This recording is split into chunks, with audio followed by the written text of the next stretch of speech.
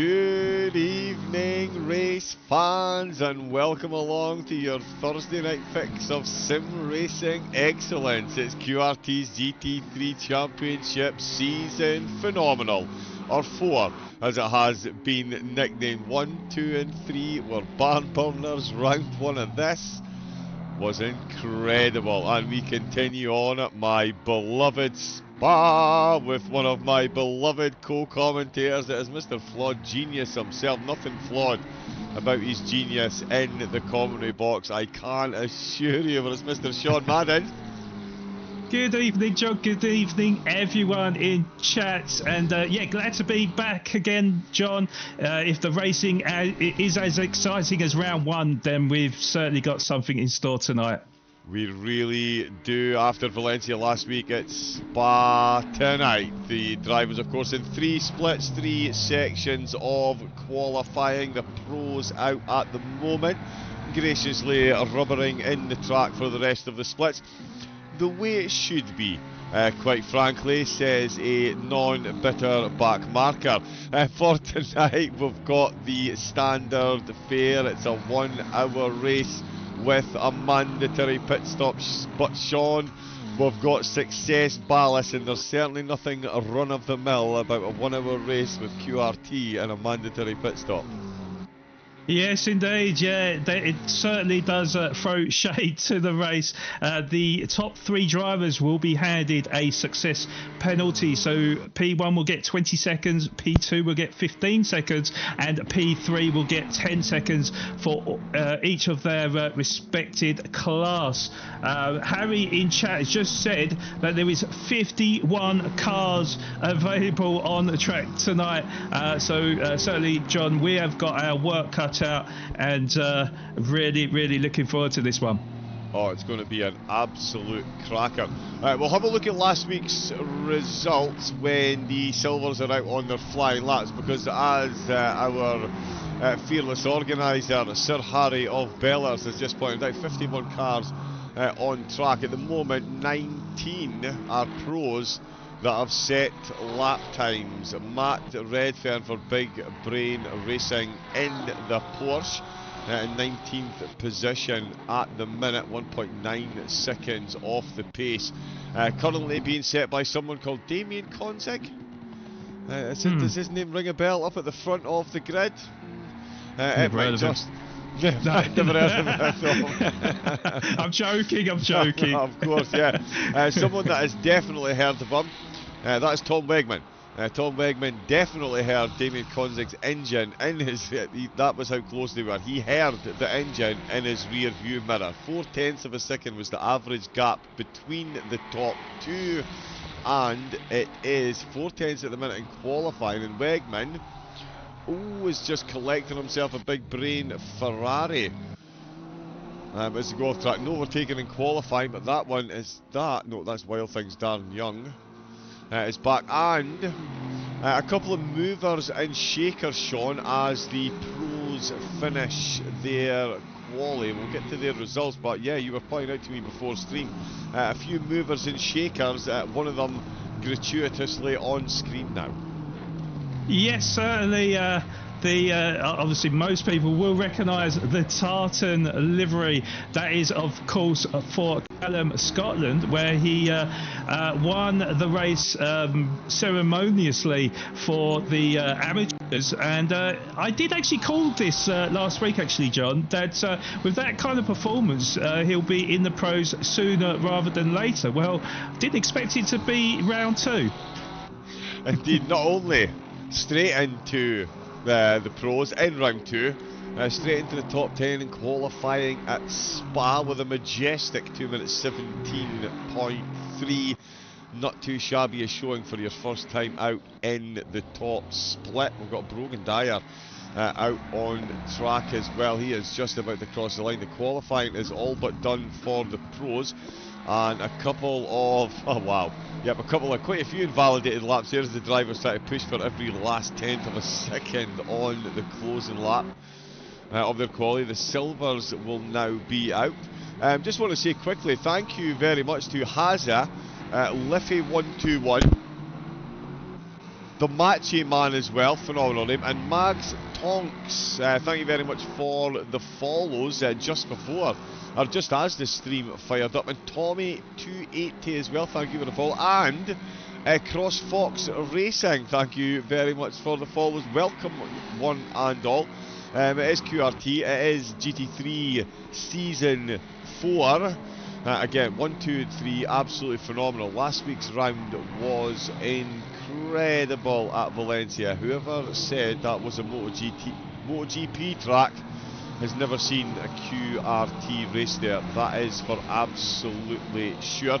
We've got success ballast coming this week, Sean, and the man on screen was a bit under the weather last week. Found himself with a good rise up through the field. One of the commentators even predicted he'd make it onto the podium. That would be me, not to blow my own trumpet. But yeah, he'll have 10 seconds this week. Oh, he's just pulled over. I was about to say he's massively up on his time. He's going to be a huge threat, but he's pulled over.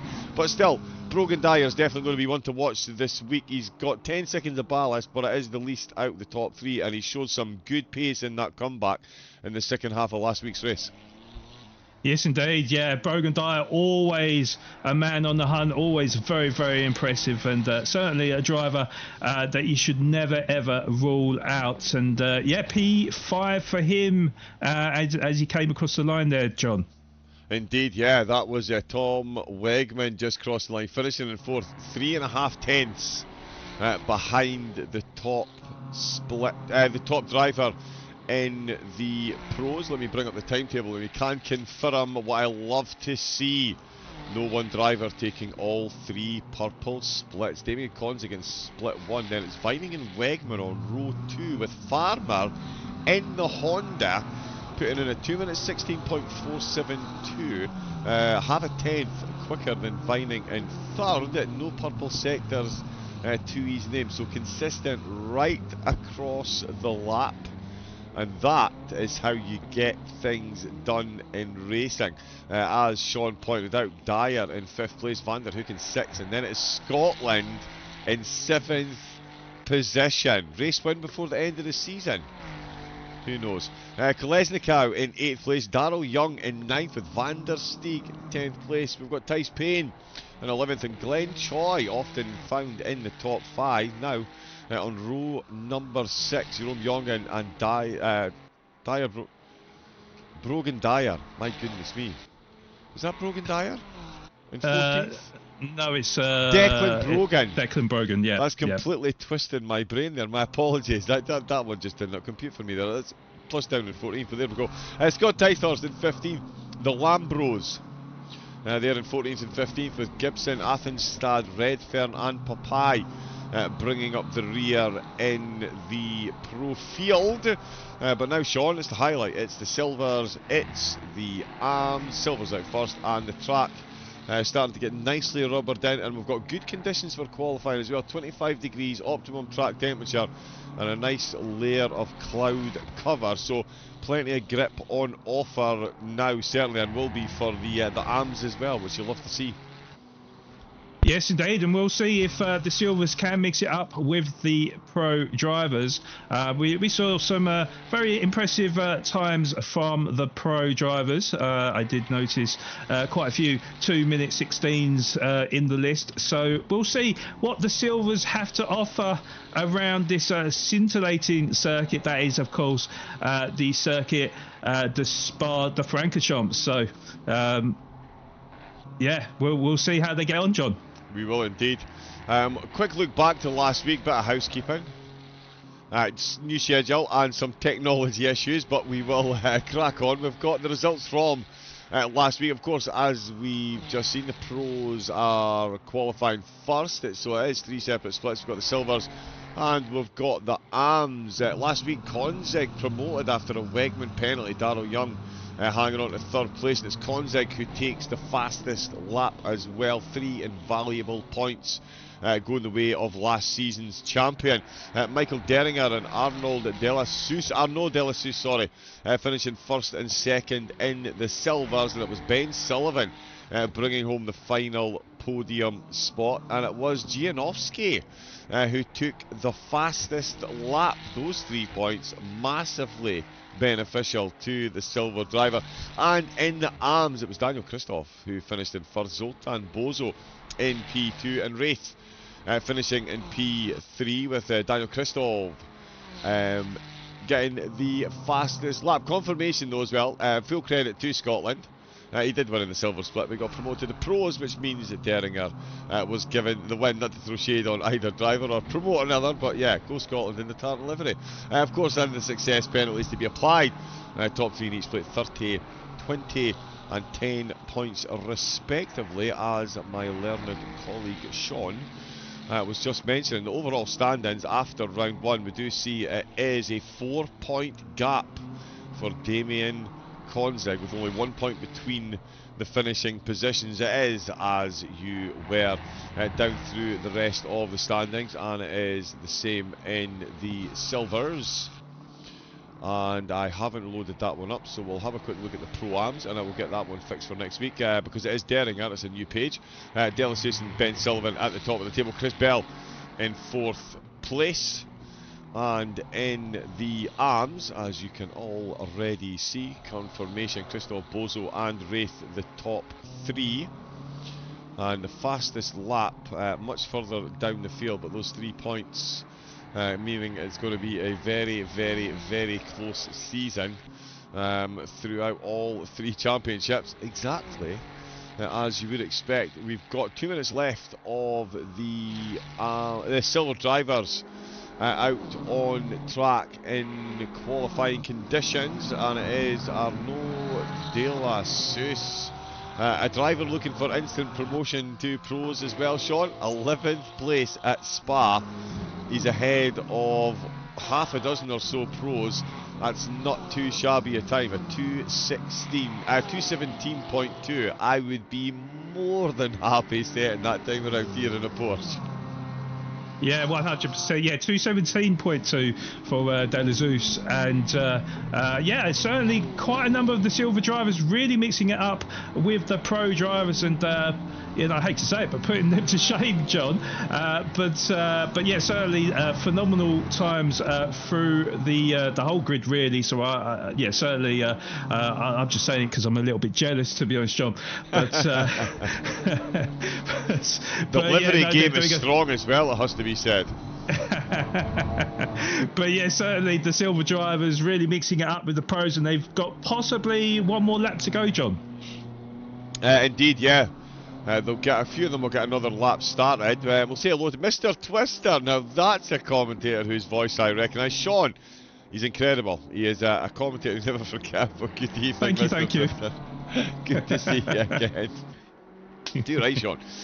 We've got Edition Touch Evening Gents. He called us Gents. Thank you very much, Liffey. So, someone asked you to look at I told you to look at my livery, number 420 last week. Well, it's here today. Ignore the lap times. Enjoy the livery. Liffey, you're a driver after my own heart. We've got Mike van der Hoek in the chat. Hi from car number 13. Flynn. My goodness me, I did see you on the entry list, and I'm so excited to see what livery it is that Team Snail has brought to QRT. Honestly, absolutely love the dedication to the liveries. And there was actually, this team were in a competition that was 2 races a night, and they had a different livery for each race. It was incredible. Absolute dedication, and they were all phenomenal. But anyway, enough of my gushing over the paint jobs that people plaster on the cars. I mean, there's another cracker there. But yeah, Arnaud Delasus absolutely killing it in the silvers at the minute. Weber and Ludke not too far behind either. Good times from the BMW driver. Goldie and Martins, 19th and 20th overall. A very good looking Ferrari, and Martin's the F&F Esports. There's a couple of these paint jobs that are really good this week. I've got Danny McCutcheon, who I'm sure Mrs. George Cook saying McCutcheon. as he does like to say, for Turn 1 Sim Racing. Getting himself just ahead of Luke Sherlock and Max Webber. So good times there. Kranz and Flint just down the field. Dogat 31st overall, outside the top 10 in the silver, Sean. Not something we're used to seeing with Dogat. So he might be starting a bit down the order, because at the moment his deltas aren't reflecting a driver that's about to make a huge impact. Yeah, possibly a little bit rusty, John. In fact, this is his first race of the season. I did notice a couple of other drivers in Athenstead, in Luke Sherlock and Webber. I do believe this is their first race of the season, so looking to grab some valuable points today, and trying to qualify as high up the grid as possible. Yeah, it's going to take quite the effort. 51 cars, we've got a few of them now looking to make their way out for the warm-up lap. It is the AMS who are on their way out. Where is the... I mean, can we just take a moment to appreciate this livery? I know, absolutely as unprofessional as it gets. We should be doing the silver qualifying results, but we're not. We're looking at livery perfection. Daniel Zlatnik, Team Snail. Let's go. How much do we love this, Sean? Beautiful, I have to say it. To be honest, I think if I was side by side with him, I quite possibly would not be watching where I'm going. So perhaps that is his strategy for this race today, John. That is a good strategy. Get everyone watching the reflections and the writing on the side of the car. But yeah, I love the Team Snail. They've got some incredible liveries right throughout their paddock. Bill Mobo is in the chat as well. Round 2, let's go! And yeah, you better believe round 2, let's go. We're at Spa. We've got 4 tenths separating the top 4.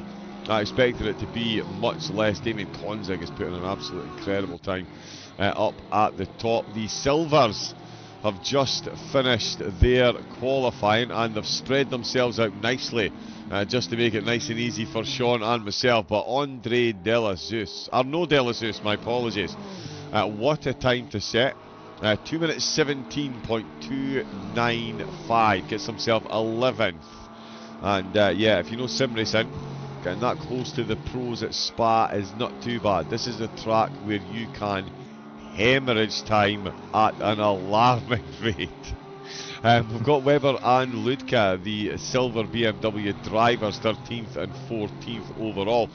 Goldie making it 4 in the top 16, with Glenofsky, holder of fastest lap from last week, making it 5 silvers in the top 20. Scott Ticehurst in the pros finds himself sandwiched by 5th and 6th in the silvers, with Glenofsky and Martins either side of him. Chris Bell on row number 11.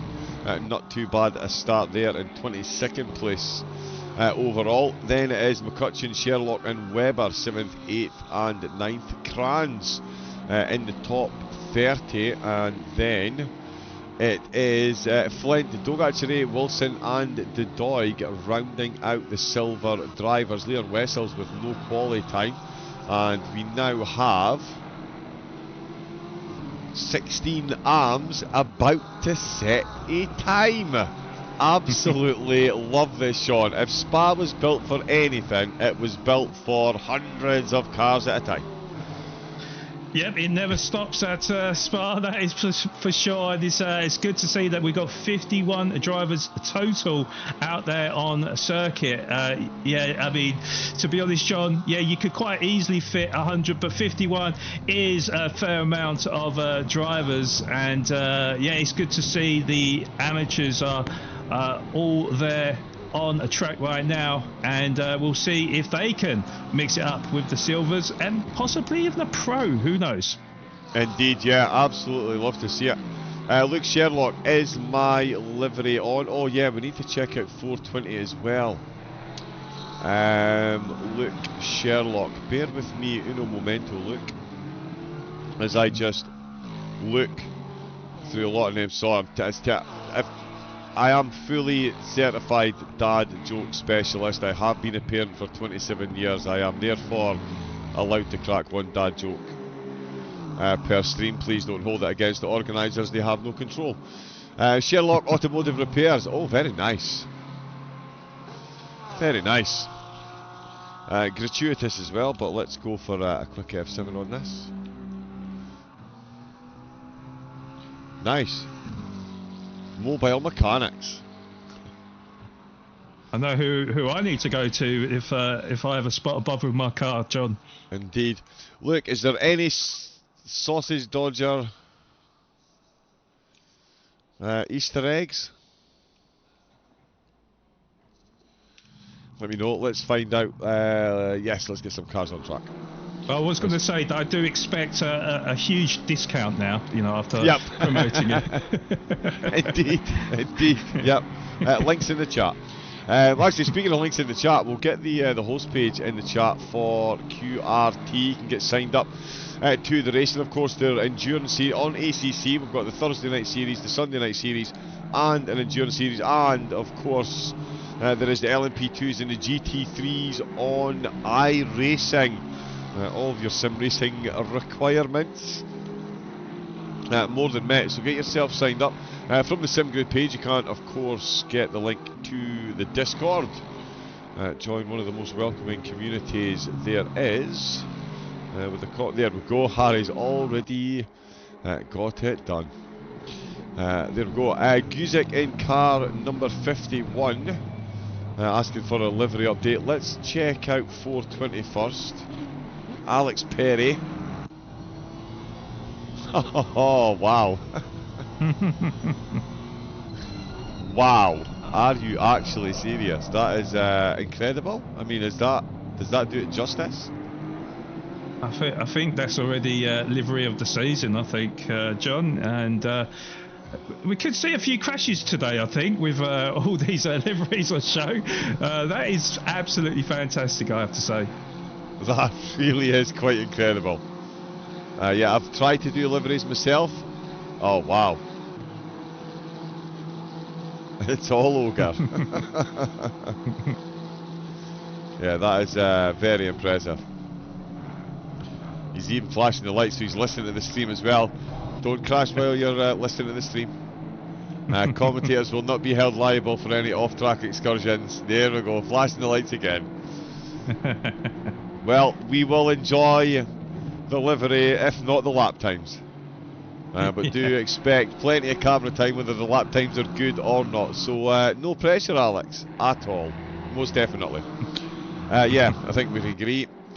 That is a very, very good livery indeed. Let me get control of this now. Let me see. It is not Zappolo. It is Andre Thierry for the Orange Lions. 22nd place, and he's got a couple of pros behind him, and would be 6th in the silver so far. And he's got a bit of time coming his way. He does have a die-hard Newcastle fan in front of him. We're going to have to check that one out as well. And as I mentioned earlier as well, mixing it up with not just the silvers but the pros as well. So fantastic lap time there. Yeah, it really is. There we go, Lister Storm. Wrong team. Indeed, he will be having himself a Newcastle brown ale and a canny bag of cheddar after the stream. I'm not even sorry. That's two dad jokes. I maybe should apologise. But yeah, not very nice livery. Love some of the livery work. It is incredible. It's so difficult to do. It's even more difficult than putting in lap times here. Sono's just finding his way at the wall for the Majestic E-Team. We'll see how they get on. Granovsky looking to go quicker, and Borowick as well in the double yellow motorsports. That's, yeah, I'm getting very much NASCAR vibes from that one. Didn't quite improve on that lap, but Zach Scott actually is about to improve. Oh no, so he has made a drastic improvement right into the death of qualifying. If he can bring this home, Yeah, he's going to see himself jumping up the field, but at the minute it is Zoltan Bozo for the OQ by Oman Racing Team. Thierry, isn't it? Thierry's on pole position for the so yeah, amateurs. I was about to say he is in second place, but I got distracted by another phenomenal livery. And being a Dundee United fan, you've got to love the tangerine and black. Absolutely incredible scenes. And yeah, orange lines, all orange and black up at the front. Mon the shed, as they say in my local stand. Gromowski is the driver, currently in third place in the ARMS. Big gap, 10 positions, but still out of a 51 car grid to be in the ARMS and qualifying 34th, Sean. Gromowski not too shabby a showing, and he might even get himself up another 5 positions actually. So close. Yeah, he's going to be one to watch here. Yeah, there is literally, between 5 positions you are talking about just less than a tenth separating those drivers, and at the moment it is 3/10 to Bozo as well. So yeah, we'll see how he gets on here. It's certainly going to be tight. Yeah, it's going to be close. Gromowski coming into the final chicane.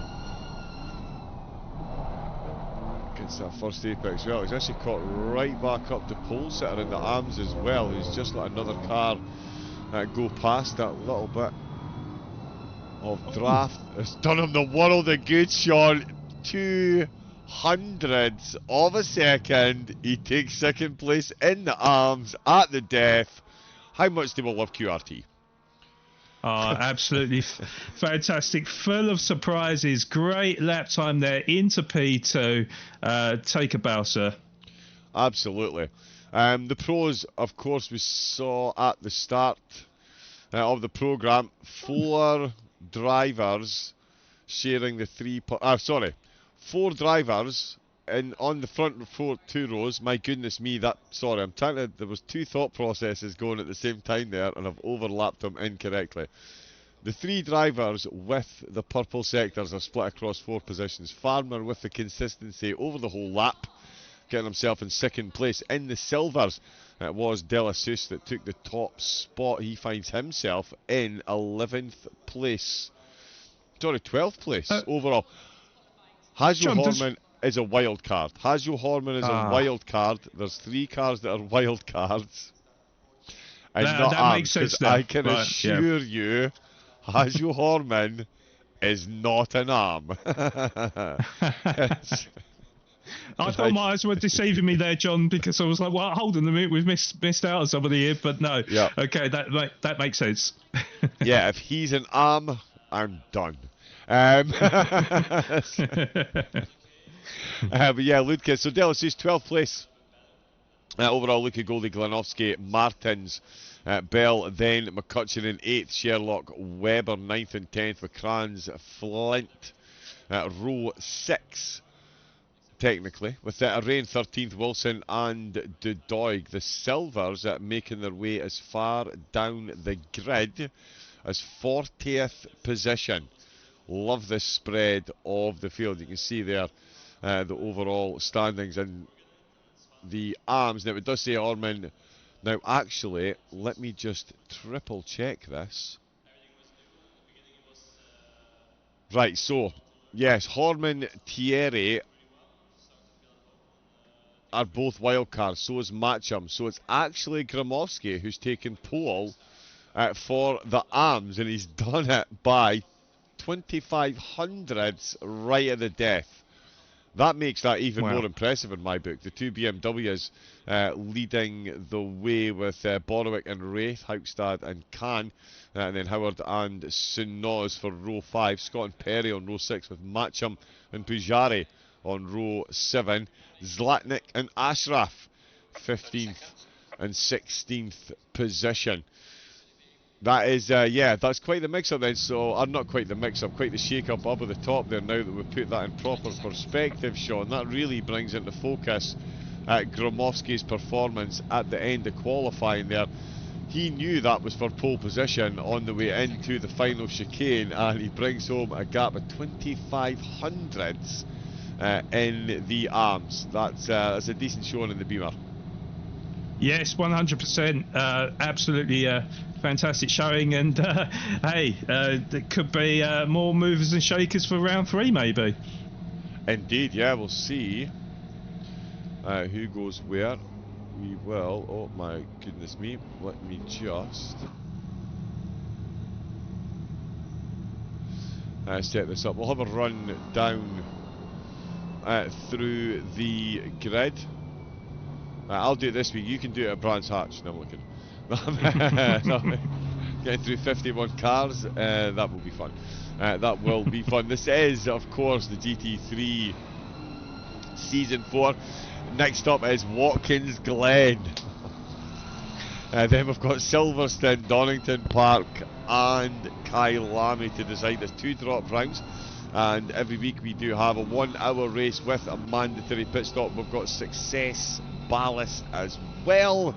So the driver leading the championship before each round will be given 30 seconds to remain stationary in the pits during their mandatory pit stop the following round, and that will continue on. So it's the champion, so it's your position in the championship, it's not your race finishing position, which is a nice clever little twist on it, and it's going to keep it very, let's just say you're going to need all the calculators and abacus you can get your hands on. Like every Microsoft Excel spreadsheet in the world will be required to compile these final results, and it's going to bring it right down to the wire. We've already seen QRT seasons, both splits, top 3 and top 2 drivers in the splits had the same points going in the final round, and eventually the championships were won by 1 and 3 points. So yeah, that's how close it gets. But we're here this week, Sean, for Spa. It never fails to deliver. I know you might like seeing the back of this track for a couple of weeks at least. It's been a busy schedule here at Spa recently, it's safe to say, but you have to turn up here with a smile on your face when you're dealing with one of the most historic tracks on the planet, and again, never fails to deliver. We know the action's going to be thick and fast. Yes, indeed, John. It's yeah, I'm not fed up, but yeah, certainly I've been slightly overrun with the hours I've spent commentating on Spa, but certainly it always delivers because it's got a little bit of everything. You've got the sharp hairpins, you've got Eau Rouge, which is probably one of the best corners on any circuit. I mean, you can't really class it as a corner as it's mainly flat out through there, unless of course you get the wet conditions, which does easily happen around Spa in the hills of Belgium. So yeah, certainly always makes a great race, and yeah, can't wait to see how this one goes, John. Yeah, it will be good. Yeah, thankfully Harry keeping the chat absolutely up to date by pointing out those 3 cars were AMS. And yeah, Scotland promoted straight from the AMS to the pros, and then goes and qualifies in 7th position. That's how to lay your claim. Just rock up with a claymore. Harry, let's see if I can get these success penalties applied before the end of lap 1. That's it, Harry. Challenge is on. There's Daniel Zlatnik. What a livery. Love these. Again, to the livery makers, we salute you. The true legends. Oh, look at the Bentley. How did I miss the Bentley? I mean, there's too many great liveries on show, to be honest. You know, which you know, it's hard enough for us commentators to focus what's happening. I can only imagine what the drivers are going through right now. Incredible, yeah. Busy watching the scenery, but they will be fully focused on the brake lights ahead of them. All of them except, of course, Damien Konzig, who is going to lead the way. This is the finish line. But being the far more skilled drivers than those lazy Formula 1 drivers, these guys and gals will be starting downhill towards Eau Rouge and Radion. Oh yeah, no turn 1 La Source here. No, no, thank you. We'll go real race. And it's going to be 51 cars side by side. Farmer there looking like a racehorse almost refusing to go into the starting gate there, warming up his front tyres. Like, here it comes.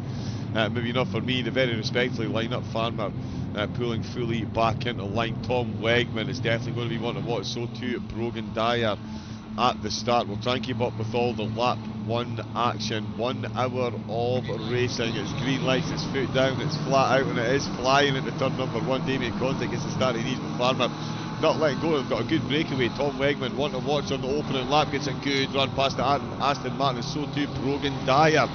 Definitely one worth watching, and he's going side by side just behind Rohajo Horman, the wild card. He is wild in there. It's almost a 3-wide scenario. We've got just behind there Colin Escoff and Darryl Young going side by side. Ooh, into the second turn. Tom Wegman, he's off. He's hit the rumble strips. He's almost come back on and taken the lead of the race. He's gone into second place though, ahead of Farmer. I'm not sure if that one is going to stick, but Tyler Farmer now finds himself down in 4th position. Brogan Dyer in 6th place. There's been so much going on back down the field. Look at this beautiful train of cars. Listen to the symphony of side-by-side engines as we head down towards Speaker's Corner. There's not going to be much speaking going on between the drivers and their pit crew. It is full concentration as we see BMWs, Porsches and Ferraris filing through every corner side by side. Pogacar really going to make moves as well. 34th position, in fact now up to 33rd.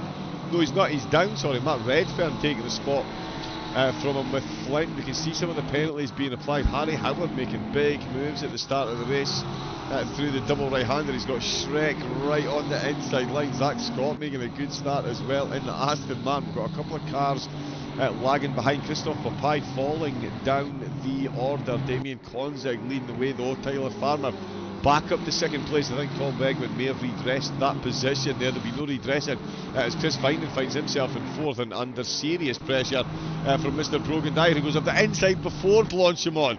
Who needs side by side through Blanchimont? Just get it done before BMW versus Aston, and the BMW Mustang versus Aston. Sorry, and it was the Mustang that absolutely gallops through into 4th place. Sean, this is incredible. I could talk for hours. Please say something so I don't feel guilty. Oh, and it's a massive pile up. Yeah, huge pile up there, Sean.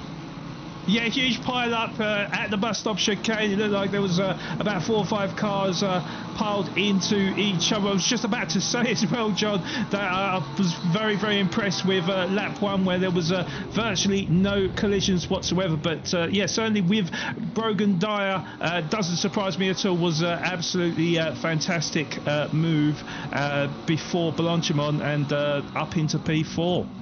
Yeah, it really was a nice move. We're on board. Okay, so the accident was already happening. It looks like a big brain Ferrari just getting a bit taily. Oh, and he's clipped the curb, ended up sideways, the Newcastle car. Oh, and that's Danny McCutcheon. Oh, wow, and that is a huge pile up. I'm going to say that somebody is carrying damage. Declan Brogan got through. Dogacher Ray. I can't seem to. Oh, we can't connect to some of these cars. Oh, wow, they're completely stationary.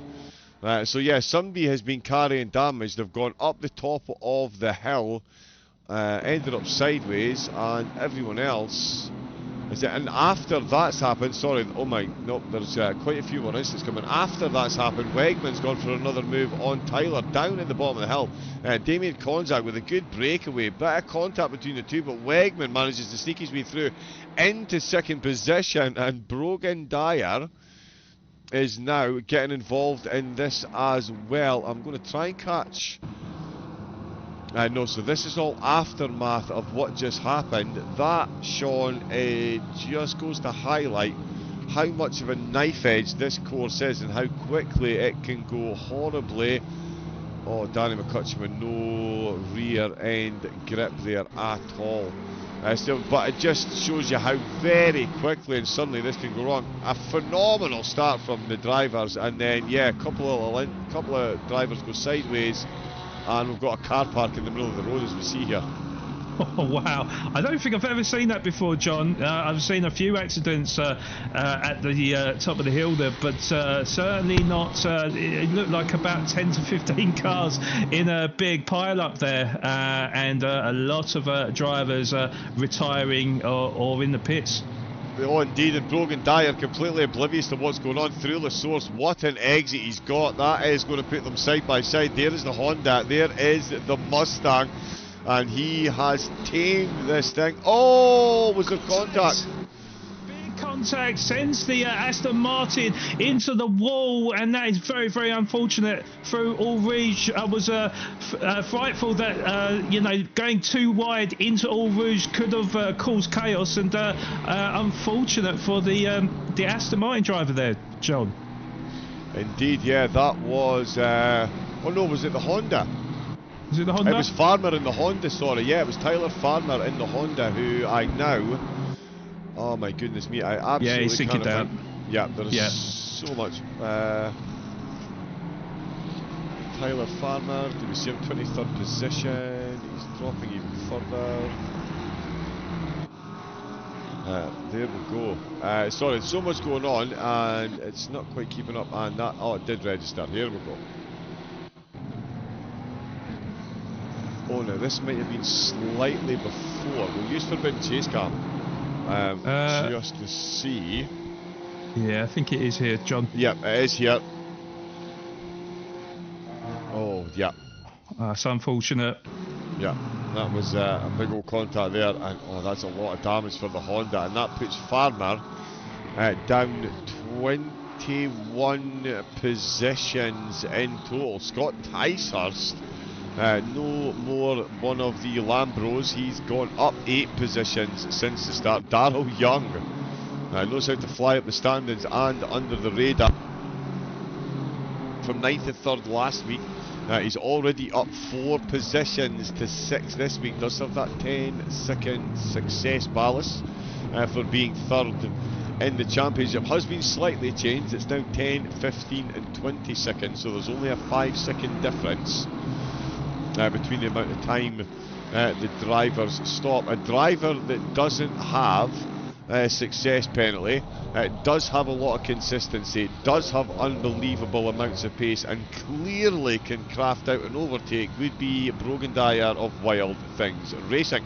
4/10 behind Tom Wegman in the Ferrari, and the way the Mustang's been going, I don't think he's going to be pulling a Konzig and spending the whole race behind him, Sean, as they go almost side by side. Talk us through what we're seeing.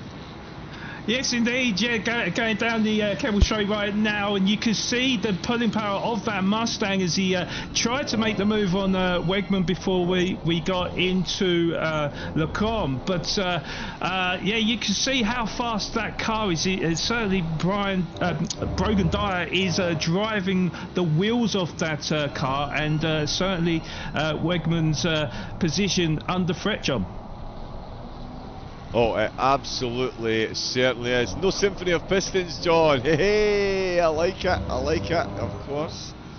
Symphony of Pistons SOP, where it all started. It's their fault. You can blame them for me being a commentator. It's all Simon's fault. So please do send any complaint letters to Simon Bagas at SOP. You can get him in the Discord still. He's too busy. His team's now too busy winning iRacing events. They don't do much to the league racing now, but yeah, very quick team they've got now. Dogadiga, man, what was that carnage? I got 5-minute damage. Wow, 5-minute damage for Dogacha. That is a lot. My race is over, it seems. I would still finish.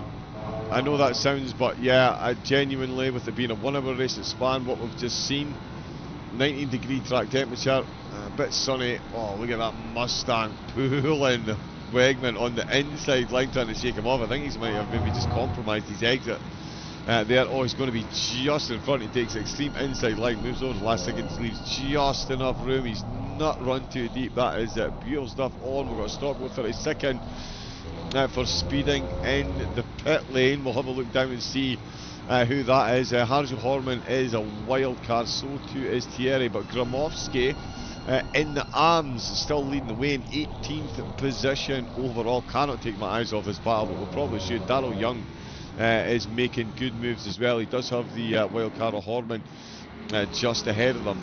Oh, a lot of cars in the pits. Hopefully they do all come out, because genuinely the points are so close in this series. It's absolutely worth coming out and finishing the race. There's only 1 point between each finishing position, and if anyone has caused an issue on lap 1, they're deducted 3 points. 3 points for the fastest lap. Absolutely hang on in there. I was going to talk about the silvers. Goldie leading the way there in the silvers. Incredible rise for Goldie at the start of the race. Avoided all the carnage and made up 7 positions. Now in 10th place overall for Rapid Racing. So very much living up to the name. Oh, and we've got a BMW being lapped. So yeah, it's a BMW just out with the pits. Oh, look at the sideways action there from Darrell Young. That is incredible. How do you hang on to a GT3 car like that around this corner? Please let us see that again. And now, and the thing is, I'm going to get into trouble for gratuitously showing A, Darrell Young, and B, the tartan livery. Ah, you know what, we're not even going to see it on the replay here, but that was full sideways, Sean. You've got to, as a driver of this game, you've got to fully respect how he just held on to that. There you go. There's the sideways action there, and it was almost synchronous actually as he went through the turn at Speaker's Corner there. But certainly a fantastic skill, and that is why you wax lyrical over Darrell Young, John. Indeed, I do. Let's wax lyrical over his teammate though, Brogan Dyer, Wild Things Racing. He wants 2nd place. He has got the overtaking prowess. Tom Wegman has got the defensive prowess, though once again they're side by side, but he's a bit further ahead on the way into the final skate. Not going to be close enough. They've got another. Oh, they've got Chris Vining getting involved. Not sure why his livery's not worked this week, but Chris Vining is right back involved in this one as well. And that's Hajo Horman, the wild card, not far behind him. Podium for a wild card. Now that would be quite the feat, and Horman is more than capable if these drivers ahead decide they want to continue this absolutely scintillating battle we are being treated to. I hope they do, of course. Oh, and in fact, Scotland looking for a move on Darrell Young out with the last corner. Doesn't quite make it stick, but he's going to be very close. He's going to have a lot of Aston Martin grunt in the straight line here, Sean, but it looks like the BMW just going to break away a bit. Yeah, just unfortunately, yeah, and to be honest, Scotland also having to get on the defensive of Van der Steeg as well. So two side by side now, and in fact, it looks like Van der Steeg has gone around the outside of Scotland and moved up into P7, John. He absolutely has. It's a good thing one of us is paying attention, Sean, because I was oblivious to that Mercedes.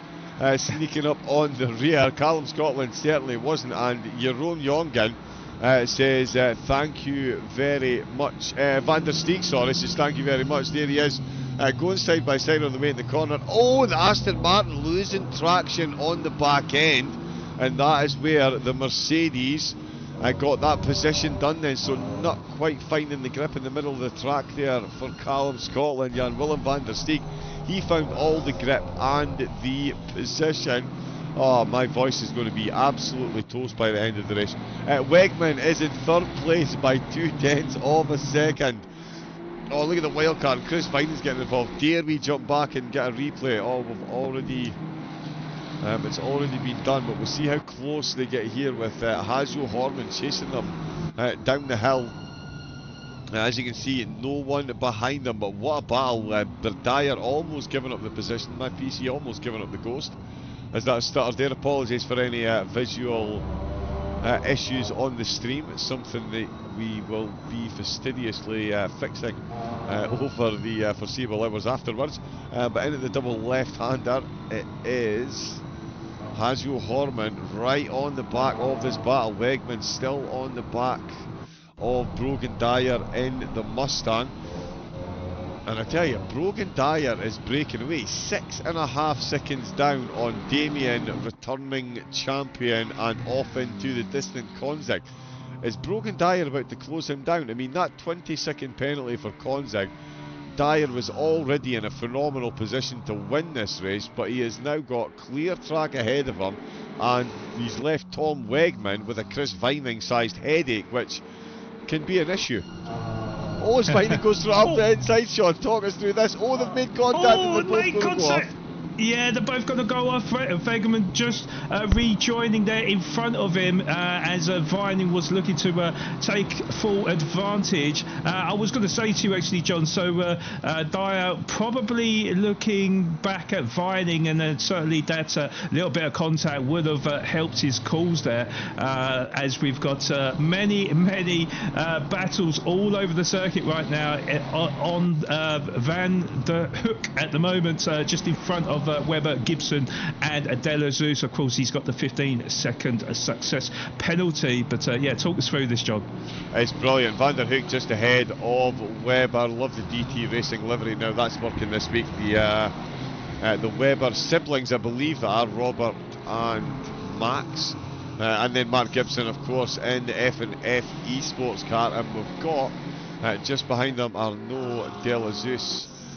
Is next driver down the track, but the Honda just behind him is Tyler Farmer, who's been in to take his pit stop and is just behind this battle. Now, he was, of course, the Honda we saw take a stage exit left, a fairly meaty pit stop of 67 seconds, but of course, the top three have success ballast. So they're going to be spending a minimum of 10 and a maximum of 20 seconds. So Farmer is still in the hunt for a podium. Let us be under absolutely no illusions on that because of the phenomenal success ballast. Thank you, QRT, for your events. Leon Wessel's Flatlander performance with the new bonnet decal. Second place out of the drivers who have taken pit stops. 17 minutes in, Sean, and almost half of the field have taken their pit stop. Oh no, sorry, we've got... Okay, my apologies. It's only about 15 cars, but that's still quite a lot. I know there was a lot of damage, and with it being QRT, I was maybe expecting a couple of drivers to come in at the end of lap 1, but with the track being so busy, no real massive advantage for going for the lap 1 Uber undercut, so to speak, because you're not coming out in clear air in the opening couple of laps coming into the pit. So damage inspired, a few of them in, a couple other drivers coming in for the early, but it's good to see another wide array of pit stop strategies, and it's going to play havoc with our brains, keeping track of everything going forward. But yeah, it's good to see, even if some of it was inspired by those two huge collisions at the start of the race. Yes, indeed. It does also mean that all the drivers all are on, well, I'd imagine, John, fresh tyres and set up to perfection to for the actual track conditions, where the track temperature is now 19 degrees. As we got a drive-through penalty for Brogan, currently P29, car number 6. It's track limits, isn't it, for cutting the track 3 or more times. So he's going to have to serve that penalty in the next couple of laps, John.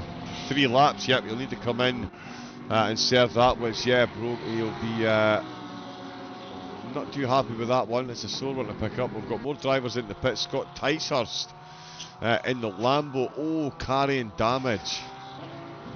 I was going to say it, John, but I don't know if I should now. He's been tangoed.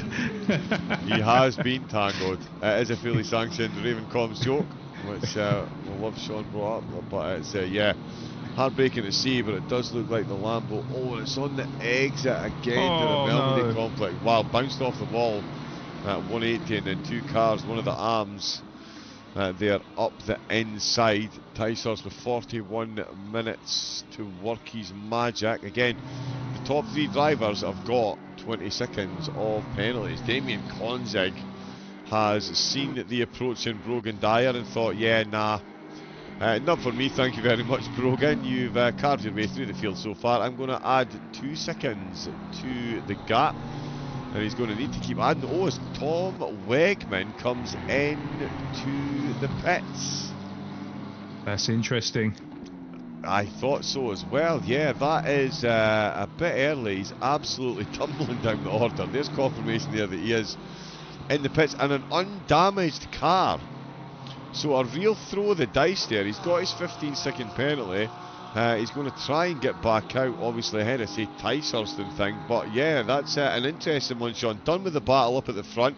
going to take a different approach. And another interesting thing, will we see any of the other top 5 or 6 react and come in, or are they going to stick to their own race?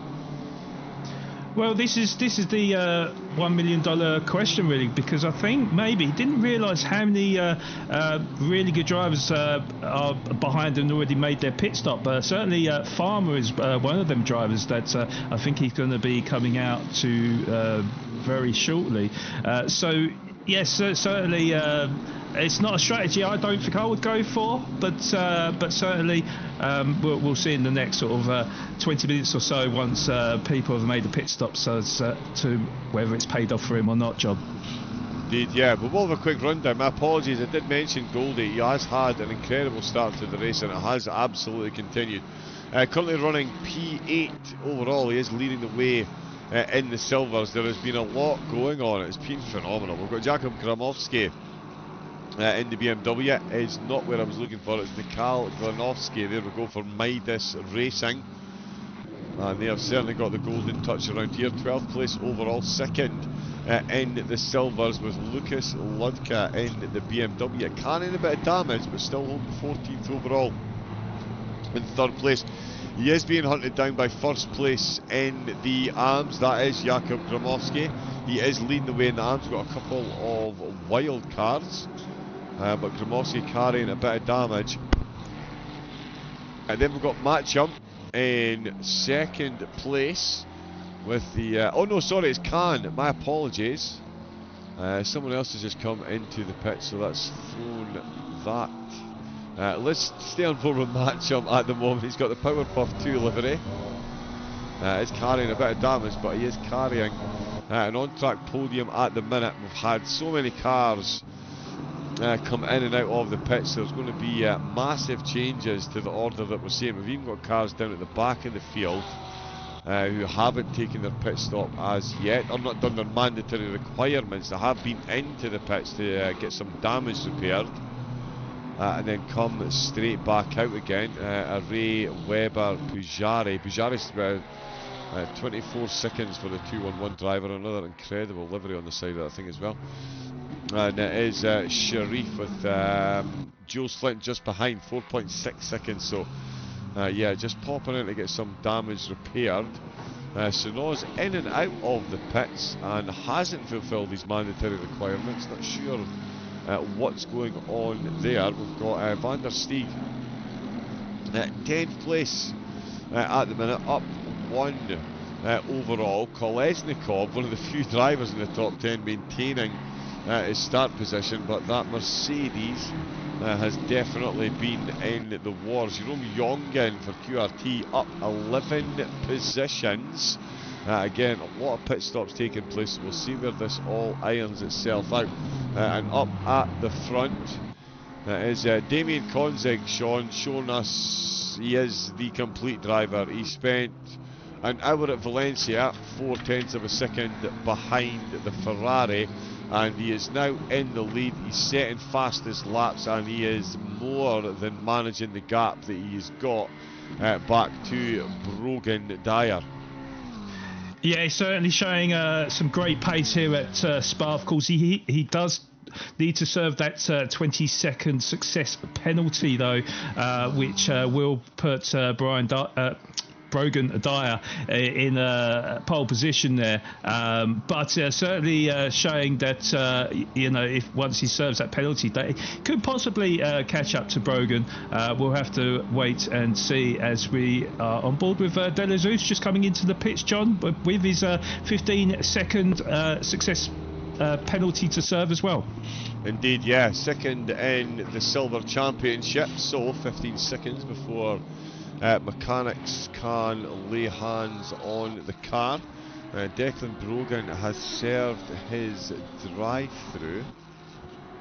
I cannot see, my apologies, where has Tom Wegman gone? Yeah, I was having a good look at that because I predicted he'd be around Farmer, but actually I didn't realise how far behind Farmer was.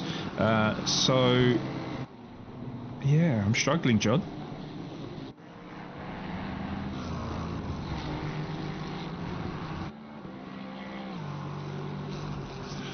Yes, So I cannot see Tom Wegman on the tower. Okay, may have disconnected. We are down to 48 cars. Oh, that would be such a shame if he has lost connection there, because he, of course, he was flying high at the top of the leaderboards there, and yeah, certainly will hurt his championship too, John. Yeah, indeed it will. Yeah, yeah, they've got drop rounds as well, but you still, it's not. Don't want to have the a disconnect or two end up hanging over your head. It can really break a championship charge.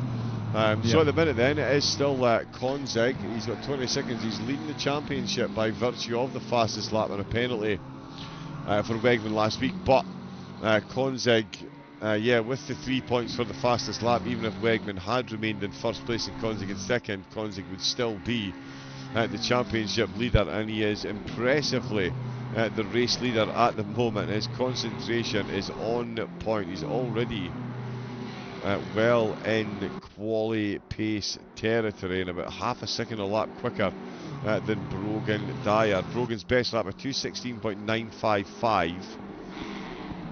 Konzig is lapping between the 2:16.5 and 2:16.7.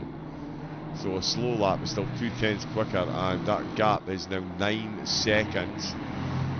Damien Konzig looking absolutely solid. He's got a bit of time as well to cars ahead as more cars make their way into the pit. Goldie still in 7th overall. Jongen and Van der Steeg in the pits. Klinowski, Ludke in the pits. Webber and Kahn in the pits as well. Scott Tysers leading the charge of the drivers that have taken their pit stops. So got that damage repaired pretty quickly and got himself back out. But good recovery drive there by Farmer at the moment, certainly it seems, Sean.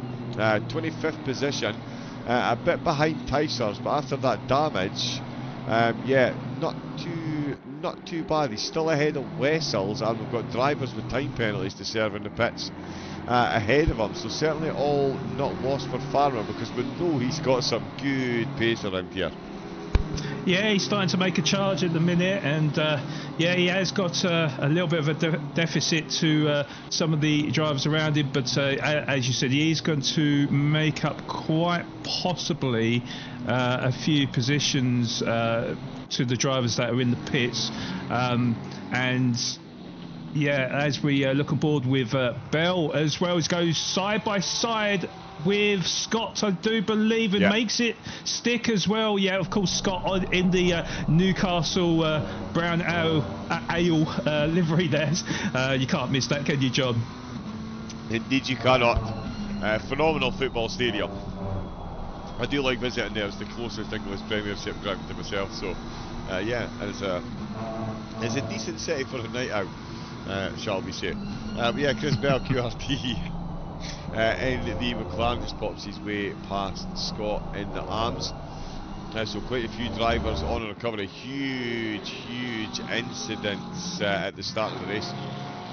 Minimum 10 to 15 drivers involved. Oh, and Zoltan Bozo on his way out of the pits picks up a stop go 32nd. He was in the top. He was second place in the arms, Sean. Yes, indeed. Yeah, he had a great qualifying, and it seems like his race has gone from bad to worse, and that is certainly going to hurt him. Yeah, it really is. Yeah, Rainier Athenstad just getting the overtake done there on Mike Wilson.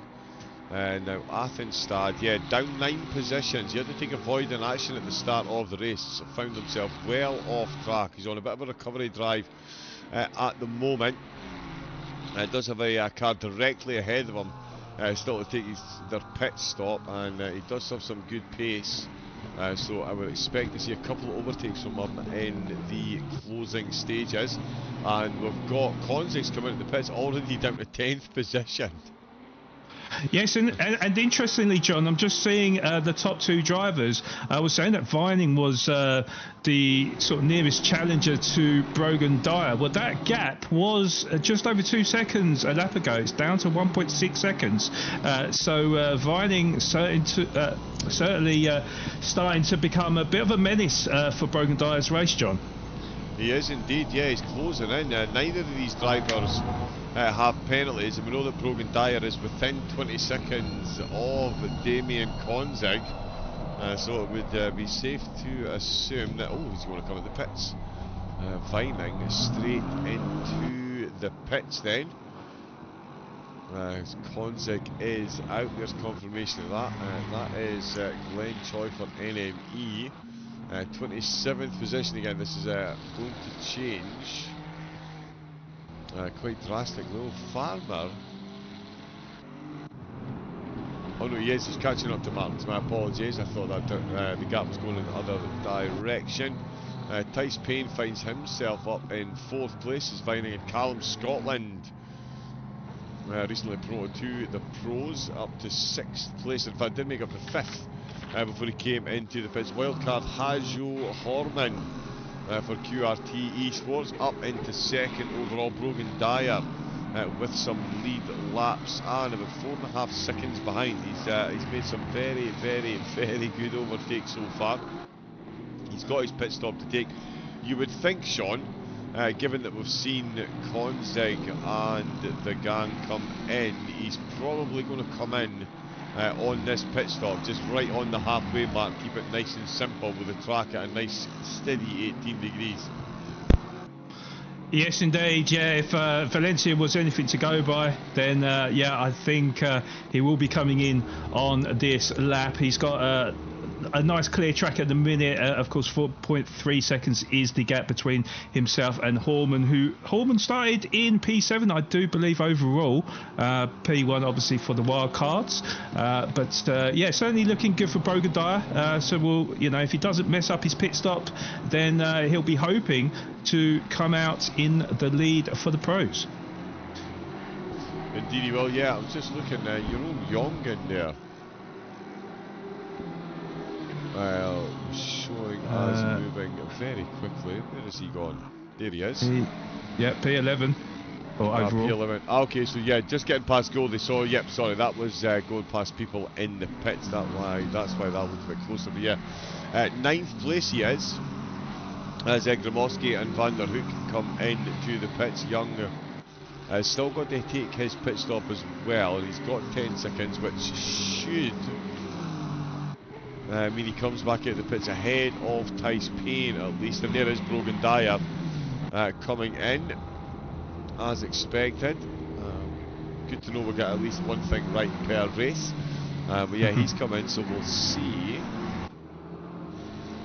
Darryl Young, his teammate, comes in as well. Payne stays out. Gibson, we'll see if the F&F Esports car, he does indeed come in. Chris Vining has the lead of the race. Of course, Damien Konzig with that 20-second penalty to serve. The success ballast from round 1. Well, at least from the championship standings, there's only been one round. But Chris Vining now 8.5 seconds up the road. Darryl Young's going to be a bit behind. Brogan Dyer is going to be just in front of Vining, so as long as he keeps this smooth, Brogan Dyer pops out in the lead of the race, and Damien Konzig needs to start setting even more purple laps, Sean, which I'm here for. Yes, indeed. Yeah, certainly the fastest man on the circuit, but unfortunately not translating to race position because of that success penalty that he served now. The gap between Brogan Dyer and Vining before Dyer came in was 1.6 seconds, I do believe. Sorry, when Vining came in, because he came in earlier, didn't he? So Dyer in the pit lane at the moment, and it is going to be neck and neck once Dyer does come out of the pits, which is right now. And where is Vining? Yeah, where is Vining? Oh, he's at the bottom of the hill. Vining's at the bottom of the hill. Brogan Dyer is exiting the pits. He's onto the Kemmel straight. Let's see how close it is. So there is a Honda that's been lapped. Behind that Honda, there is the Aston Martin of Vining. I think that's about 1.6 seconds. Yes. In fact, Dyer's pit stop was 6/10 quicker than Vining's. On the timing boards, it's saying 1.9 seconds. Yeah, nothing in it in terms of the pit loss compared to Dyer and Vining there, which is great to see. And certainly we've got a big race on our hands here, John. And Konzig, 8.1 behind Vining. He was 9.3 ahead of Dyer. Yes, and of course we know with Konzik that he's a man on a mission right now. He's certainly got the pace. It's going to be a very, very dramatic end to this race, John, if things stay how they are. Yes, indeed. It's going to play out absolutely beautifully in the closing 25 minutes of round number 2, season number 4. All the races back catalogued on YouTube as well. We'll get Harry to share the link in the chat. Jump onto the YouTube page. It is absolutely perfect. 24 hours after the race is finished, it gets uploaded. So like myself, you can go back and watch Sunday nights tonight after tonight's race, and then after Sunday you can watch Thursday's race. And it's a great way to watch the race and get a nice reminder and keep yourself up, because there's always action right the way through. 24 minutes left. Glenofsky on the podium in the silvers. He's got Robert Webber not too far behind. Then they've got a big gap to championship leader Arnaud Delazus in 20th position. Of course, his success penalty costing him time in the pits. We've got Lucas Ludke still in second place for the silvers, and Fabian Goldie for Rapid Racing. Incredible race, up 9 positions overall and inside the top 10 as Horman is in and out of the pits. We'll see what he filters back in. And in the arms, it is still Gromowski, who 13th position overall, Sean, and he's carrying damage on that car. Oh, sorry, might not be now that he's back out of the pits, but either way, 13th position overall at Spa in this field. That's no mean feat. He's ahead of multiple pros and one of the podiums in the silvers. Yes, indeed. He's certainly showing his worth right now, John. Of course, qualified P1 for the AMS, not including the wildcards, of course, but certainly looking rather strong right now in that BMW as we go on board with Tice. Is it Tice? Tyler Farmer. Sorry, Tyler Farmer. Thank you, John. So Tyler Farmer right now overall P22. And yeah, starting to make shades through the grid. He is now currently 3.7 seconds adrift of Khan, who is the amateur driver of the Porsche 522 car. As we look aboard with Van der Hoek as well, and currently just got, well, he's got just got Gromowski for company, who's making it very, very tricky for the Ferrari driver here, but all over the back bumper of him and trying to set himself up probably for the end of Stavlo onto the Paul Ferrer section. So we'll see if he can get a good exit out of La Farm and onto campus as all Gromowski goes a little bit wide on the exit. That's going to cost him a little bit of time as we go through to Stavlo now. It looks like Van der Hoek has got a good run on him, John. He has indeed, yeah. He got a very good exit out of Stavlo, and it's going to be done and dusted before Blanchimont. The BMW tries to squeeze him as much as possible on the inside line. Yeah. Oh, he was lucky. Very, very fortunate that Gromowski didn't lose control of his car there. Just about kept it on the black stuff. This is a big dive bomb down the inside of the bus stop chicane. There was a little bit of contact between the two of them. Yeah, slightly naughty there from Gromowski, John. Yes, indeed. Yeah, full dive bomb send out. Yeah, could get a healthy slap in the wrists from the stewards, and Van der Hoek has now put him in an interesting position because he does have Glenofsky closing up on him. Glenofsky looking to get himself closer to the top spot in the silvers. He's been hunted down by Webber, so not only looking for an improvement in his podium position, he's looking to hang on to his current podium position because he does have Webber in the BMW. absolutely gunning him down in the DT racing machine. That's not the camera one. And there we can see the Ferrari making it past at the end of the Kemmel Straight. Does do so very neatly indeed. Nicely done by Van der Hoek, the BMW. Yielding the position as Glenofsky looking to hang on, so podium battle in the silvers at the minute. Tice Payne has come into the pits. Do we still have anyone to take the mandatory stop? Yeah, actually a couple of drivers. Dogacher Ray still to take his mandatory stop, with Pujari and Sinoz currently in the pits. So yeah, 20 minutes to go. He's left. I can't believe there's been 40 minutes of racing so far. It's been full of everything, John, as we come to expect in the QRT and at Spa as well. So a double winning combination for all of us to see. And yeah, Brogan Dyer will resume the race lead then, ahead of Vining and Horman and the man there, Konzik, as well, who is rapidly starting to close in on the leaders. He is, yeah. Adjo Horman, the wild card, coming back out and fourth ahead of Konzik after the 20 seconds that Konzik had to serve. Yeah, sorry, just checking something on the times there. Yeah, 52.5 seconds, so he was very quick indeed. So too is Robert Webber. A little bit deep by the Ferrari, takes a full defensive line. It's going to open up the cutback on the exit. This is going to be side by side through La Source potentially. Webber should have a good enough run. Oh, he's not actually. The Ferrari really did nip out of that corner very quickly indeed. Both of them avoiding the apex, but Robert getting solid rotation. Not going to be quite close enough by the bottom of the hill, that is for sure. It might be over the top. Kramovsky and Glenofsky just ahead, as Van der Hoek already a second up the road. That's Webber. Oh, he's got him there, surely, Sean.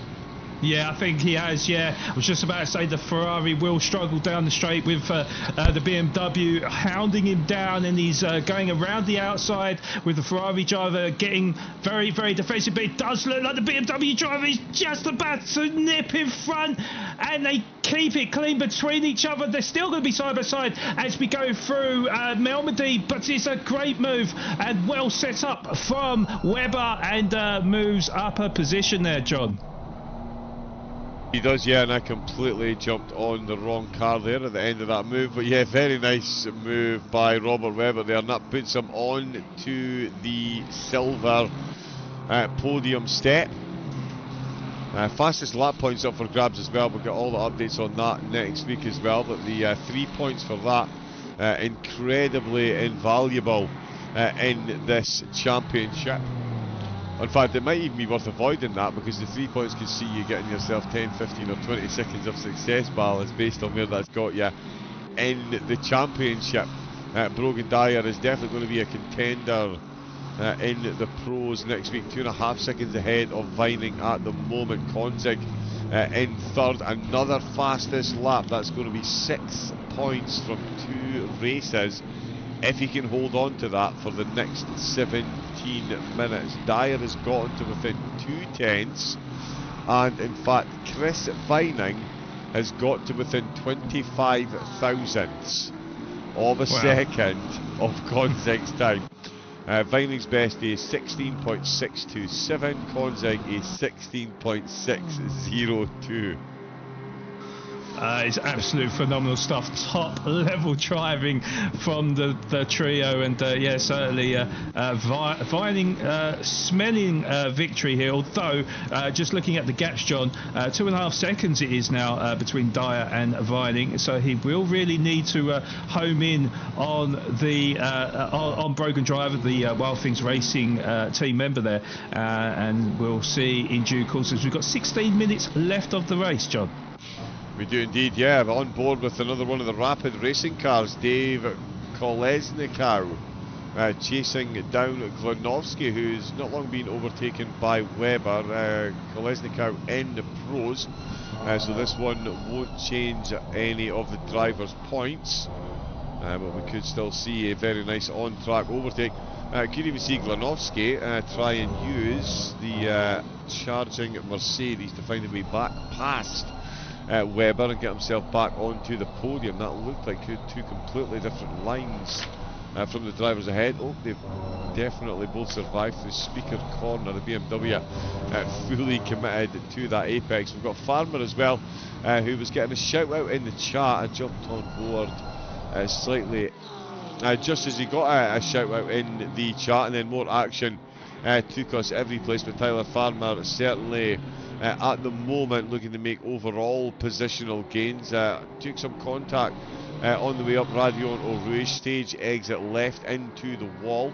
A bit of damage repaired in the pit stop of Farmer with a very convincing overtake there. Khan in the arms, realising he's running an entirely different race. I think there's about 1.9 seconds between their quali times.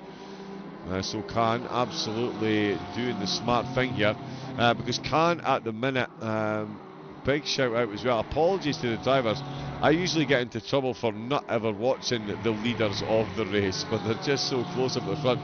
But Anouk Khan currently on the podium in the arms for the Manthe EMA team. Gromowski ahead, leading the way. Of course, Thierry, one of the wildcard entries, but it is a Porsche on the podium in the arms. And of course, we've got James Matcham as well, the Power Puff 2.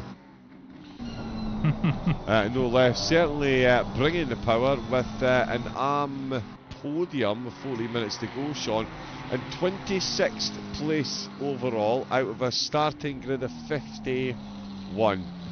That's a good day's work for an armed driver. I would be delighted. The Powerpuff girls will be clicking their heels together all the way back to Powerpuff land. Sorry, I've never seen that cartoon, so I've no frame of reference to crack any jokes. But yeah, certainly James Matcham. Yeah, good day at the office, you would say. Yeah, certainly. Yeah, fantastic. Yeah, finds himself in P26. This is actually their first race of the season, as opposed to when we was looking at Khan. Actually, Khan actually got P7 in the first round. So this will be fantastic points for Khan in the amateurs, and yeah, certainly looking in.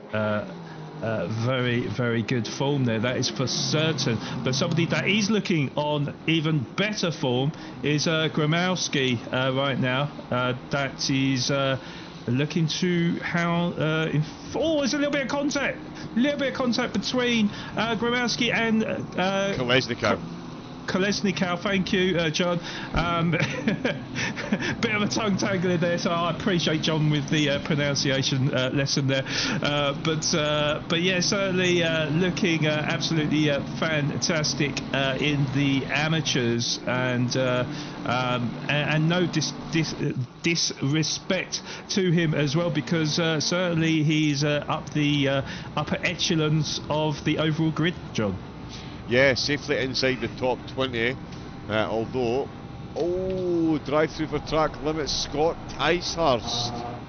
Oh no. 19th place overall in the Lambo, 48 successful minutes navigated. Unfortunately, 4 times the track limits have been violated, and the stewards have said enough's enough, and it is 69% of a lap going to be lost for Scott, and that is going to see multiple positions dropped. Wessels and Choi. Wessels certainly is going to find his way past. So too Tyler Farmer. It just goes to show you, get into the pits, get your damage repaired, get back out on track, make it to the end of the race, and yeah, get back some points. So Farmer going to make up another place here as Gibson looking to get past Glanowski as well. Kolesnikov within 7/10 of Walker. Ludka as well closing in on Tice Payne. So too Van der Steeg, Goldie and Young. Let's have a look at this one. Yeah, Darryl Young has got Goldie and Van der Steeg. In fact, Van der Steeg is side by side with Goldie up the inside there. Goldie in the silvers. He is definitely entitled to defend. He might not put up too much defence, given that it is one of the pros going past. but he will certainly be enjoying that racing as they're side by side again, Sean. This is the moment sim racers live for. Multiple corners side by side. No idea who's going to come out on top. Bring it on. And it was a tiny bit of contact there, but Goldie had to pull out in the end as Van der Steeg got fully on the aggressive to try and nip it in front. And of course, Van der Steeg looking to chase down John's favourite, that is Daryl Young, who is always waxing lyrical over the Wild Things Racing driver. So yeah, Van der Steeg, good move in the end, looking to pull away from Goldie, but Goldie being a little bit of a pessimist, we go into the braking zone of the bus stop chicane and really sticking to him like glue. And of course, with the straight coming up with Eau Rouge and the Kemmel Straight, it will still be in the hunt to try and nick the overall position away from Van der Steeg, because we know that he is in the lead for the silvers, but bragging rights, John. Indeed, bragging rights. He's inside the top 10, and I tell you, he was almost in the trunk, in the boot of the Mercedes there. Moves the Mercedes a bit wide of the right-hand curve there, but manages to keep it. Here comes the Ferrari on the Kemmel Straight. Scotland is looking to close in on Jongen as well. Oh, and I tell you what, Fabian Goldie, what a run he's got. He's going to go be side by side into Lecum. He's going to have his nose in front. He's just run that little bit deep there, and the cool cam head on the Pro Van der Steeg comes out on top there. Goldie certainly in the running for that corner, just ran that little bit deep, finds himself in 9th place overall. And just as one battle dies down, Sean, we've got the beautiful tartan livery hunting down the phenomenal sounding Mustang. It doesn't get any better than this. Yes, indeed, and yeah, certainly the two on-form drivers that we're on board with right now. Of course, John would be praising Scotland even if he was near the bottom because of that beautiful livery that he's got there, but he's certainly starting to apply that pressure to Jongen, who is already having a fantastic race, who is up 8 positions into P5, in fact into P4 for the pros, should I say, John. He's actually up 13 positions, Jongen. Oh, 13 overall, yeah, or for the pros? Positions overall. Yeah, there we go. But for the pros, qualified P13, and he, yeah, I mean, whatever way you look at it, John, it's very, very impressive. It really is. It's a phenomenal drive. Oh, and he's looking for the cutback on the exit. Aston Martin, what a run he's got out of the last corner. You can clearly read Quantum Racing on the back of that QRT car. Is he going to send it around the outside of the source? Of course he is. He's going to try for it, and then he's going to try for the cutback down the inside the Mustang. With all the muscle out of the corner, Aston Martin's so close, he doesn't want to get in the slipstream at this point, because he'll be too close halfway up the hill, so he moves back over, so as not to carry too much speed. He knows when he needs to pounce, and that's on the Kemmel Straight. The Mustang and the Aston Martin had a race, and at the moment the Mustang is coming out on top once again. Jerome Jongen. Yeah, Jongen just planting his car just in the right position to make it very, very difficult for Scotland to make a move. So you've got to say it's a very, very good defensive work from Jongen right now. But yeah, certainly at this point of the race, certainly Scotland really applying that pressure, because we are inside the last 7 minutes of this race. So that means that we have got maybe 3 laps remaining, and this is certainly the business end of the race and where you really need to make it count. So we'll see how they get on in the final embers of the race, John. Indeed, yeah, and the embers not quite out on this battle here. We've got Gibson, Gramovsky looking to battle for position. The Arm leading the Silver, leading the Pro. It is quite the dynamic.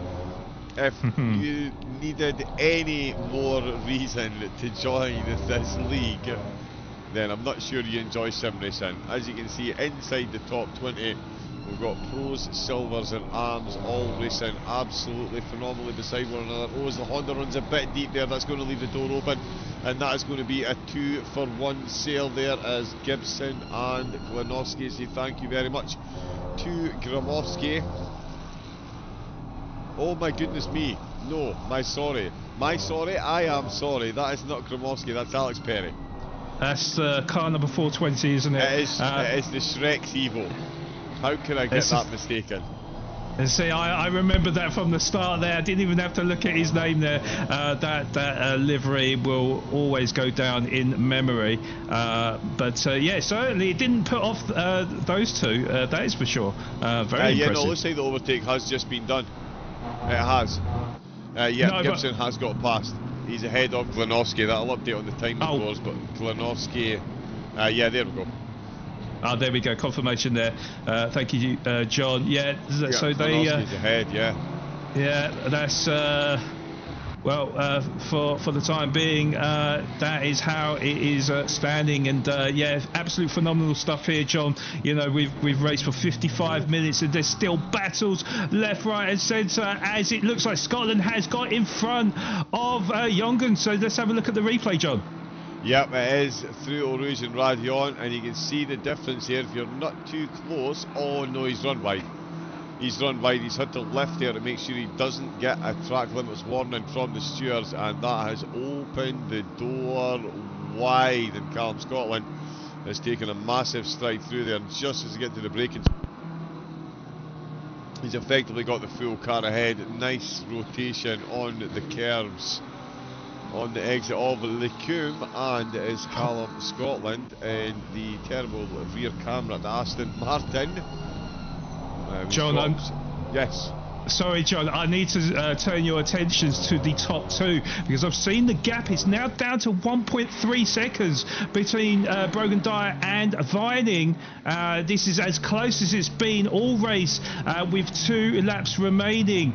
So we'll see what kind of nerves Dyer has, whether or not he'll be able to hold him off or not, as we look on board with Ludka for the BMW driver, car number 44. With Van der Hoek just behind him. Of course, Ludka P2 for the silver category, and Van der Hoek looking to climb the overall position. Just got that overtake done, but yeah, we'll jump back up to the sorry. front. Yeah, no, just he got that overtake, just got that overtake done in the death here. So many other cars, there's still so much going on right down through the field. Bozo Borowicz still in the pit. Matt Redfern down in 37th position.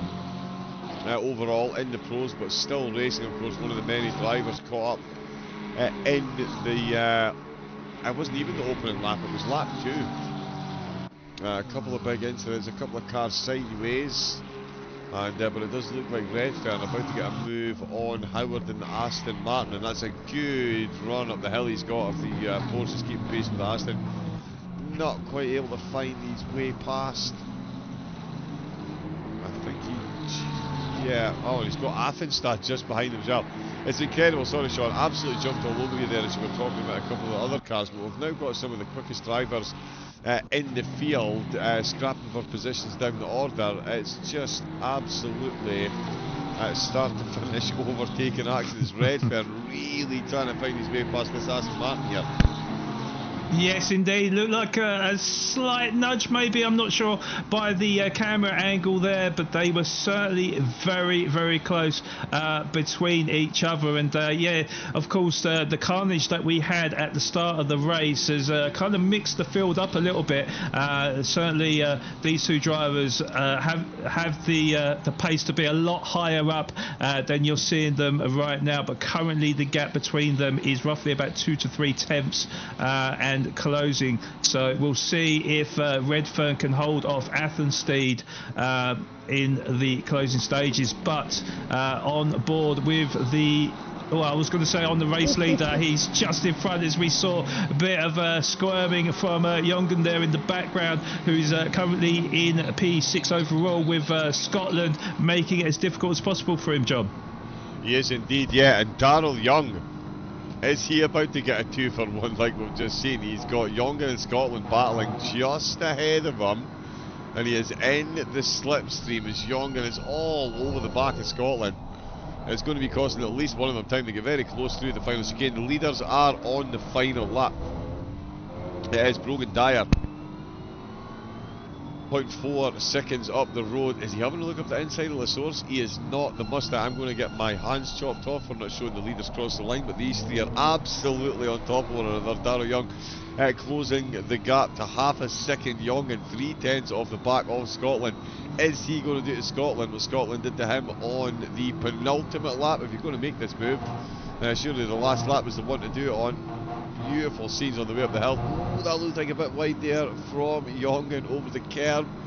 He might have had a little bit of a lift to Aston Martin moving over to shake off the slipstream. So this way as well, of course, he can make a defensive move, but moves back over to the middle. Darryl Young closing in. I'm sure the two drivers ahead can hear the theme of Jaws. Oh, there's an Aston Martin facing the wrong way. That's an Aston Martin facing the wrong way. Welcome to QRTs. We've got Scotland, Young and Young battling out for positions. They've got one wild card ahead, so this is for top 5. Oh, they're going to go side. Oh, they've made contact. Sean and Young's going to sneak through. I think he's just made it work there. There was a little bit of contact and a little bit controversial there as he used Scotland's car to actually nip up the inside. He's also got Darryl Young for company as well. It looks like he's got the inside line to Scotland. It looks like he's going to push through. And Darryl Young up into P6 and Scotland to lose out. Down into P7. So a little bit controversial again with a little bit more contact between Scotland and Young, with Younger doing exactly the same a couple of corners ago, but it does look like Darryl Young is on the charge right now and looking to steal that P6 away from Younger as he goes a little bit wide on the exit as well. So we're going into the final corners here at Stavelot, and can there be one last opportunity for Darryl Young to make the move on Younger as we Brogan Dyer gets the race win. Sorry, John. Yeah, Brogan Dyer gets the race win. Chris Viling in second. Damien Conzi is going to get third. We'll jump back onto this battle. Sorry, Brogan. He's won the race and we didn't get to see him cross the line, but it's his teammate hogging the limelight as they come out of Blanchimont. They're side by side. Darryl Young sends it round the outside. The Mustang is holding the defensive line. He's just closed the door on the way through. He had the car in front. He had every right to do so. It's going to be a straight drag race. There's half a car length separating them as they head to the finish line. It's going to be the Mustang of Jerome Young that wins it by 92 hundredths of a second. Wow, what a fantastic finish. Incredible scenes. Incredible scenes. We've got Goldie, who's finished in the silvers in first position. There is Lucas Ludka. I'm going to catch my breath eventually, finishing in second in the silvers, and Robert Webber held on to the final podium spot in the silvers. The DT racing driver getting some good overtakes, and it is Kramowski who wins in the arms. Great race by Jakob. And then it is Khan who's going to get second place in the arms. There is Chris Bell. There is Renate Khan. 22nd place overall for the Porsche driver. Matcham going to bring home the checkered flag in third place in the arms. That was absolutely mind-blowingly incredible ending to the race, Sean. I mean, last week was good, this week was amazing. Roll on next week. So much to talk about from this race. Bring on QRT, baby. Indeed, yeah. As I always allude to, QRT, nothing is better than this organisation in terms of putting on a show for us, and that was a big demonstration here at Spa, where again you was right, John, never fails to disappoint, and huge apologies to Brogan Dyer for not giving him the congratulations that he probably deserved there. Yeah, we did miss him crossing the line there. Sorry, Brogan, I'm never going to hear the end of that. Let's make sure I grab the replay and we'll get the results up on screen. Give me the highlights of that, yes please. I'll make sure to get the replay of that saved and shared in the QRT Discord. In fact, just make sure you go back to... Oh, we missed the results, but that's okay. We can get them on SimGrid. Let me pop this up.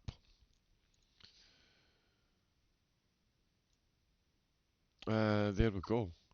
But yeah, absolutely mind-blowing race once again. That is round number 2. That was Spa. We've got Watkins Glen next week, Silverstone, Donington Park, and Kyalami. An absolute calendar of the gods, and no end of talking points once again, Sean. The success ballast working, an absolute treat in the championship, and the drivers really outperforming once again, and Spa throwing us a phenomenal number of curveballs as well. Yes, indeed. And I'm just looking through chat right now, because we do have a certain Scottish in chat. And yeah, probably feeling a little bit hard done by, because, of course, he just mentioned their heat of the moment stuff. I know, but I'll have to review it. It did seem like there was a few nudges here and there. And, you know, I'm glad that I'm a commentator, not a race steward, because certainly they're going to have their work cut out. But one thing that we will have to agree on, it was just an absolute phenomenal last lap of action there, and you know, congratulations to all the drivers that put on a great show for us, John. 100% agree. Thank you as well. We've had more follows in the chat. We've had Jonas Rec in the chat. We also had Meg J02. Thank you very much for the follows. Did I see another one? Keyboard here. Thank you for the follow as well. And yeah, Jongen took the low road and Young took the high road, and both got to Scotland before you. Bill Mobo. Take it out. Keyboard here. Hey, good evening. Thank you very much for the follow. The Little Saboteur. Let's I like go. that. Let's go, let's go, let's go. A very good name, we do like that. Hajo Horman in the chat as well. Thought you were an AM in the top 5 for a moment, Hajo. Thank you for that. Proving, though, that it definitely should not be in the AMs. But yeah, McScottish in the chat. Might need to yeah, get that one looked at. We shall see, we shall see. Some great battling, though, and an absolute worthy inclusion into the pros. We're going to leave you once again with the highlights. Sit back, feet up, enjoy. Yeah, indeed. And yeah, Sean and I, it's going to take about a week to decompress from this, Sean, and then build up. We've got Watkins Glen next. Yes, please. Yes, indeed. Yeah, you know, if you thought Spa was good, then you know, take a look at Watkins Glen. That is certainly a feast that we're going to have to dive our teeth into next week. Honestly, John, I can't wait for that one. Yeah, it's going to be incredible. Sean and I will return then. I'll be back, of course, on Sunday night for the Sunday Night League. That will be the continuation. It'll be round number 2. The GT3s and Porsche Cup cars will be dueling it out, so make sure you tune in for that. Of course, get yourself over to the SimGrid host page. You can sign up for all the events, and you can get the link for Discord. Get yourself into one of the best, fastest growing communities, most competitive racing communities there is on SimGrid. And the broadcasts, yeah, they're not bad as well every now and again. So do sign up, get yourself. We will be back. But until then, thank you to everyone in the chat. And it is a good night. And a thank you to everyone from Mr. Sean Madden. Good night, everyone. Thanks for watching. And it is a good night from me, John Wright, a.k.a. Double O Raven. Until next time, stay safe, take it easy, and have a great night. Good night.